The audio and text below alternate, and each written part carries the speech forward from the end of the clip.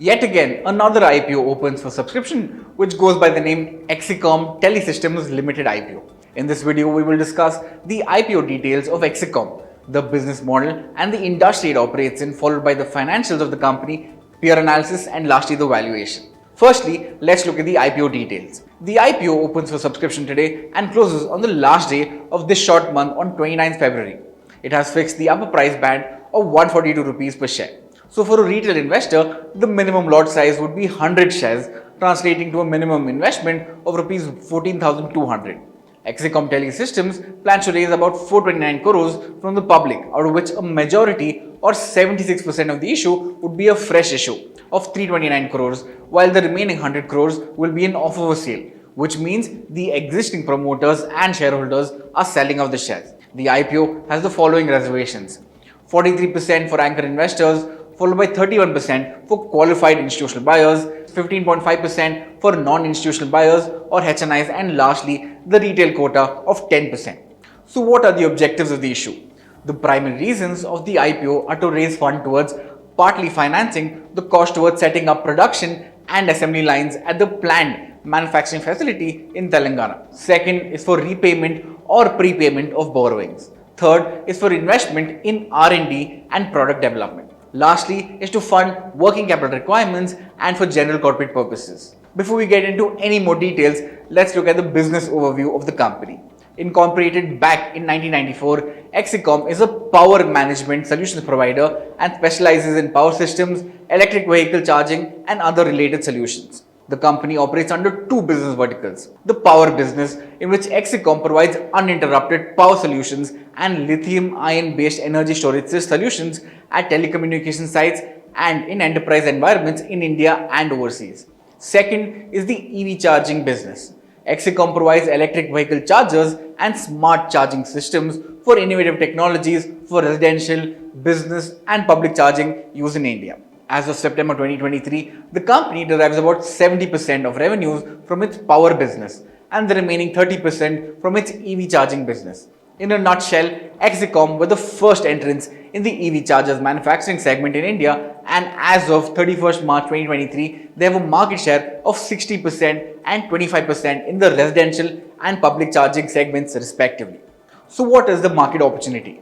The rising trend of sustainable energy combined with the increased adoption of electric-based new energy solutions, especially in the telecommunications and automobile industry, hold good for companies operating in this space. Looking at the image on the screen, the energy storage solutions market for telecommunications is expected to grow from 19.5 billion in fiscal year 23 to 36.1 billion in fiscal year 28 at a CAGR of 13.5%, with an aggregate market potential of approximately 150 billion rupees over the next 5 financial years. Talking about the EV charger industry, driven by a global focus on energy transition and the decreased manufacturing cost, the world of transportation is experiencing an acceleration shift towards electrification. EV penetration is expected to grow across vehicle segments, and that implies even the vehicle charging infrastructure to support it. The rise of EV penetration in all segments will cause the demand for EV chargers for all key segments combined to grow at a CAGR of 55% to 60% between fiscal year 23 to fiscal year 28.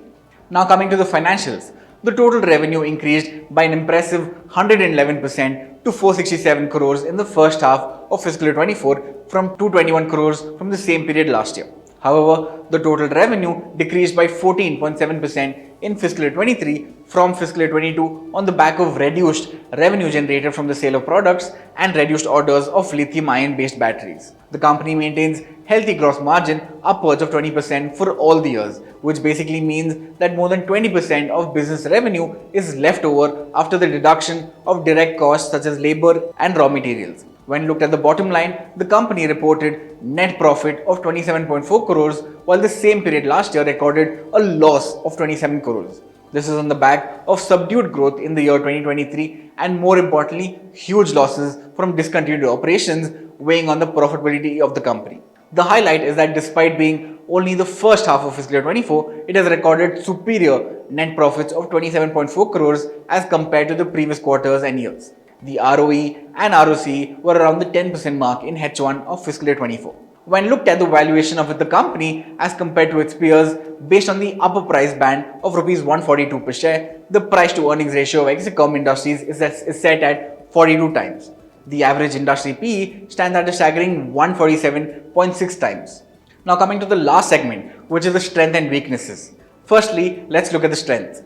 Being an early entrant, the company has a 60% and 25% market share in residential and public charging segments respectively. Second is Exicom operates with vertically integrated operations supported by 2 R&D facilities along with 3 in-house manufacturing facilities, achieving end-to-end product development in that B2B category. Now coming to the weaknesses, Exicom faces stiff competition from many listed and unlisted players in the battery management industry. Second is its top 5 customers accounted for more than 50% of revenues from operations in the 6-month period ending September 2023.